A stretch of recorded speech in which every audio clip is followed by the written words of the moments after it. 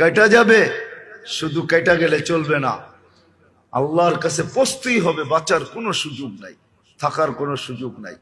কিন্তু ওইখানে পৌঁছার পরে কি হবে এটাও বলে দিয়েছেন, লা তুসআলুন্না আনিন নাঈম, যা আমার ভোগ করছো প্রত্যেকটার হিসাব তোমার কাছ থেকে নিব।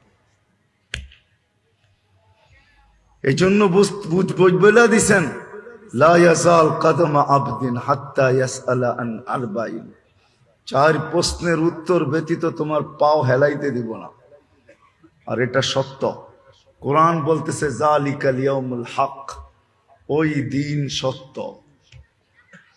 যালিকাল ইয়াউমুল হক, ওই দিন সত্য। এই জন্যই কোরআন চিৎকার দিতেছে, মা কদ্দামাত লিগাদ, ওই দিনটার জন্য তুমি কতটুকু প্রস্তুত। এই জন্যই ইসলার প্রয়োজন, শুদ্ধির প্রয়োজন, লাগামের প্রয়োজন, নিজের নাকে রশির প্রয়োজন।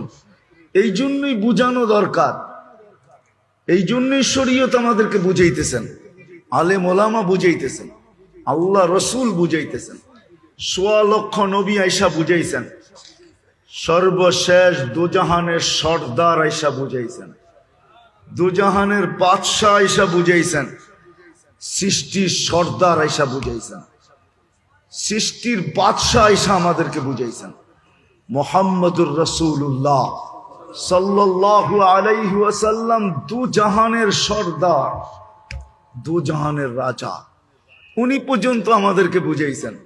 আল্লাহ নিজের কালাম দিয়া বুঝাইতেছেন, কোরআন আল্লাহর কালাম।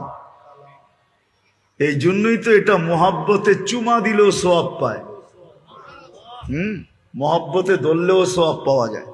আল্লাহর কালাম, কালাম দিয়া বুঝাইতেছেন। বিদায় আমি আসল ভাবনার জায়গায় আপনাদেরকে নিয়ে যাই, যেটাকে হুকুম দিয়া চালায় সেটা যদি 24 ঘন্টা গুনগান গাইতে পারে,